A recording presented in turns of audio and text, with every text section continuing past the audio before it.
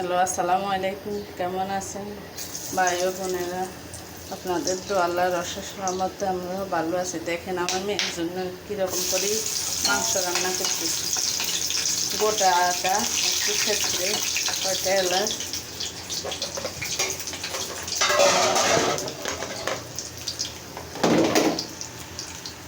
একটু পেঁয়াজ কুচি দিই, সবই দিই। ছোটো মানুষ তো বেশি ডাল খাবে। দেখেন পেঁয়াজ দিয়ে দিলে পেঁয়াজগুলো লাল লাল হোক।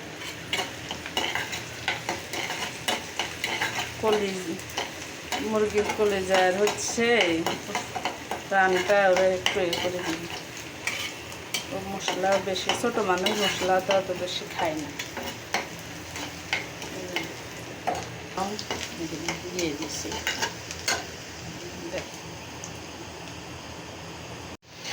এখন হচ্ছে হলুদ মরিচ মাখা এটা দিয়ে দিই, মাংসটা দিয়ে দিই। গিলে মাংস রান্না রান্নাটা দিয়ে দিই। আমার মশলা এখানে ছিল, অল্প অল্প একটু মশলা দিলাম, ডাল খায় না।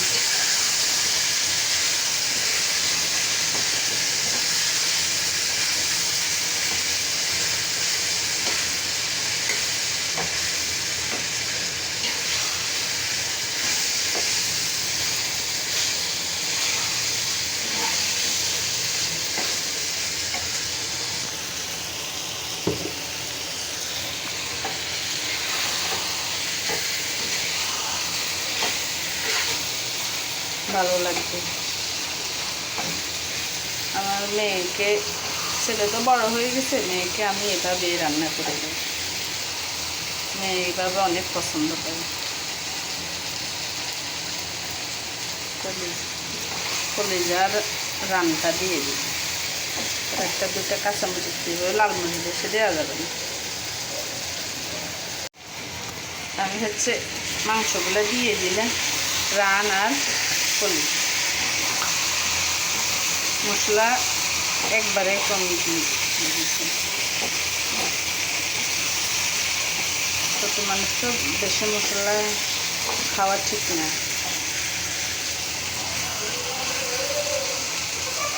এই জন্য এভাবে রান্না করে একবার দেখবেন কীরকম লাগে। এভাবে রান্না করলে বাচ্চারা অনেক পছন্দ করবে। আর আমার চ্যানেলটা যদি ভালো লাগে লাইক করবেন, কমেন্ট করবেন, সাবস্ক্রাইব করবেন।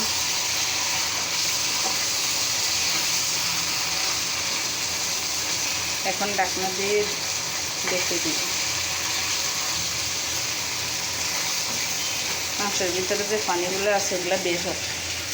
আমি এটার সাথে হালকা একটু ধনিয়া গুঁড়ো আর জিরে গুঁড়ো দিতে হবে। জিরেটা হচ্ছে ভাজি করে পাউডার করে দিবেন।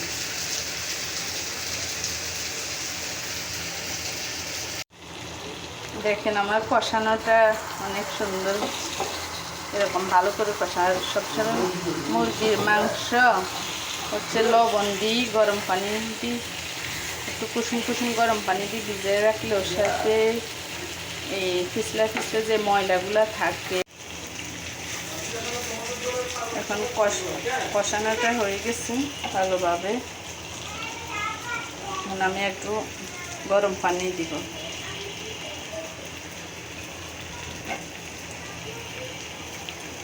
রান্নার জন্য।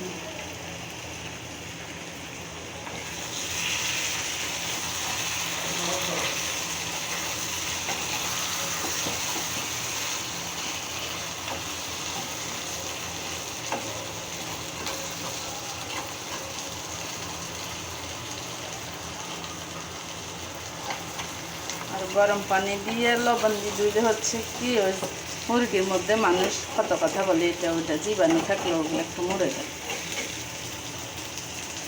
থাকে না।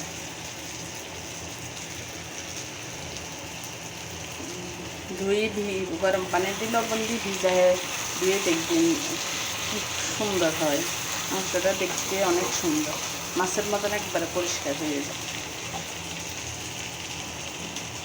কুসুম কুসুম লবণ গরম পানি, বেশি না, গরম না।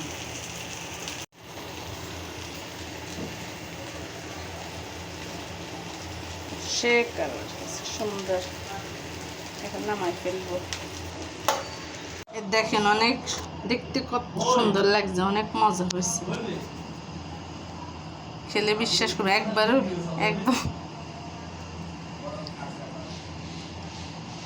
একবার হইলে এটা বাসায় ট্রাই করে দেখবেন, ভালো লাগবে, বাচ্চাদেরকে বানাই দিবেন।